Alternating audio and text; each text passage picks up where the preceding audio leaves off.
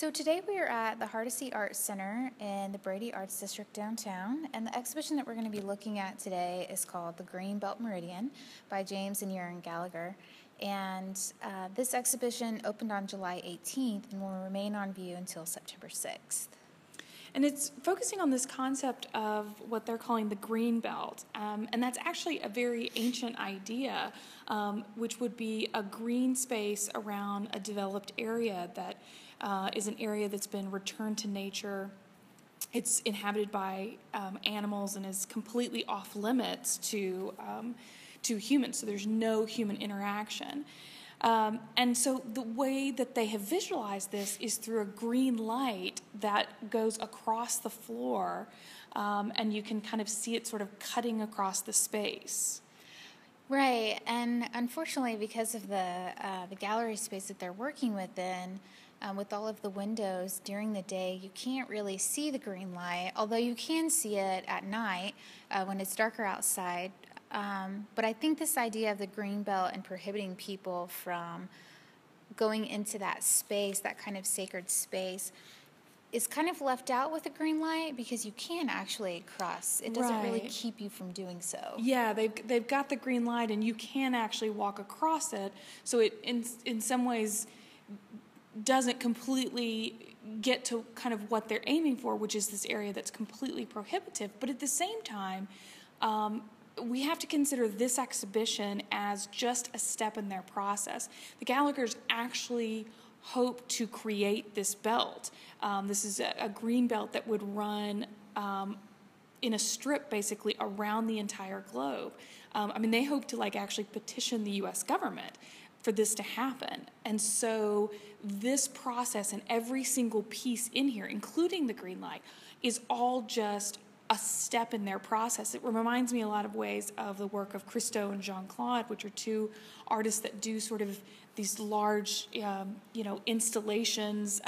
They wrap buildings, but they always treat their pieces as from conception until completion, even if that takes, in some cases, about 20 years. So for the Galaghers, this is, again, just a continuation of a project and a process and a concept that they hope to bring to fruition. Right, and one of the ways that they also demonstrate that is that in order to actually create this piece, they would have to cross lines where structures and buildings are already in place.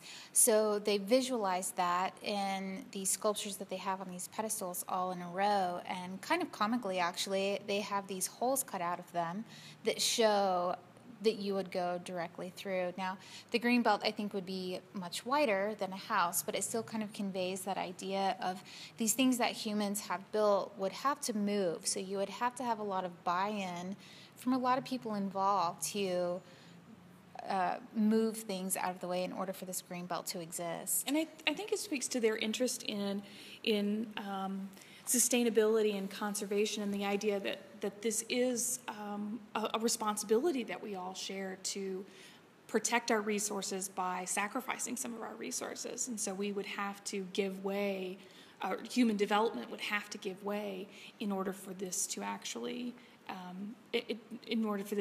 exist. And what's interesting is that they have the divided, the space divided on the floor with the green light. Then they have these houses that have been divided.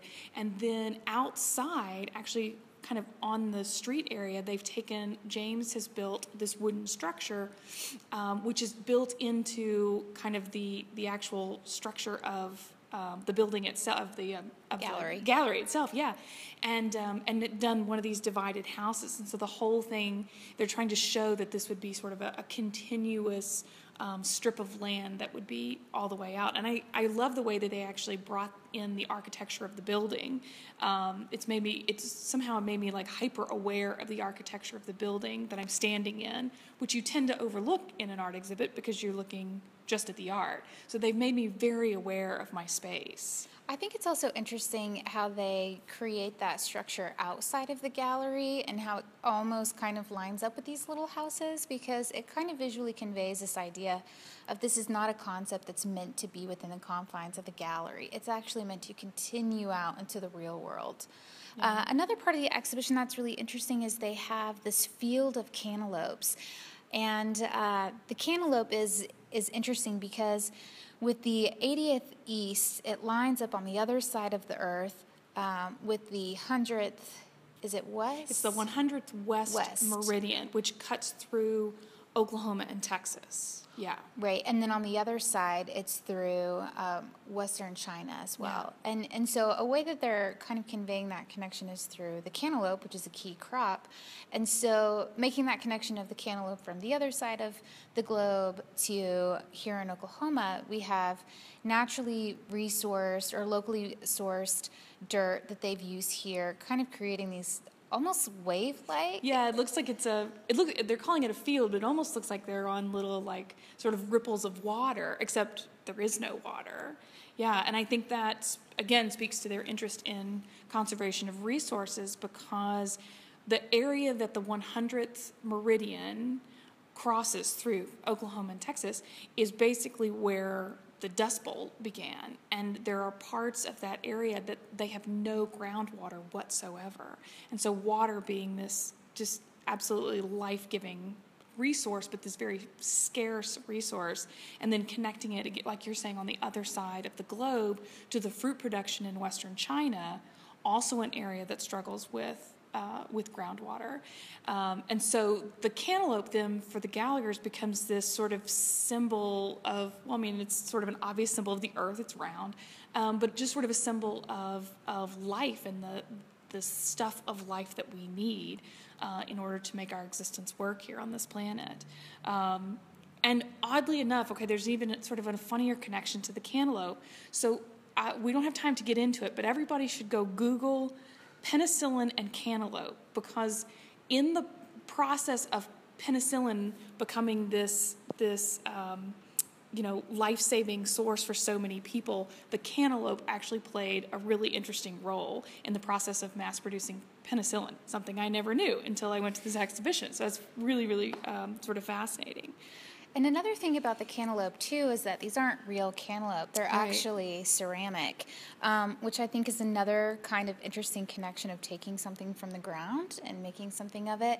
But then also these cantaloupes will never rot or decompose. So it's, again, kind of speaking to this idea of sustaining and continuing life. Right. And the Galaghers really seek to invite people to kind of participate in their effort to establish the Greenbelt Meridian. So you can go and actually buy one of their cantaloupes, and they come in kind of a green or a little box that's on the back of a flatbed truck, and you can go and buy one, and then you become a member of the Greenbelt Growers Association, and so you become complicit really in their effort to make this Greenbelt sort of a possibility. Yeah, and so it's funny because you think maybe that this would sound impossible, but as you said before, people also would never think that you could wrap islands or a bridge or a building, and so it's like in the name of art, you can maybe accomplish things that otherwise you would not be able to. Right, the bringing of this Greenbelt into fruition really, it really might be a possibility through the vision of the Galaghers. So it's something to think about. I appreciate that their concept is something they're looking like really out into advance, and they're really stretching their concept. I think that's a fascinating way to approach art. Yeah, and this exhibition is really fascinating in the way that there is so much detail and so many different rabbit holes you can go down into. So it's one that you really need to come and spend a lot of time in the gallery and maybe even do a little bit of research beyond what the labels tell you. I think so. There's a lot of symbolism and things going on that are not maybe immediately apparent. Right, and I wish we had time in our talk to really dig into absolutely all of it, because there's so much that they connect to different animals. There's so many things they connect to a wide variety of resources. They bring in biblical scripture, they bring in Buddhism, they bring in so many different things. So yeah, if you come, you have to be there and be ready for some long looking, I think, to really appreciate it. And like you say, research. I think they would want you to do that, because you will really appreciate kind of what they're trying to say. Exactly. And though it's not maybe easily accessible, if you spend a little time thinking about it, it'll be well worth it. Absolutely. Absolutely. Great. So this exhibition, like we said, will be here until September 6th. So come by and check it out.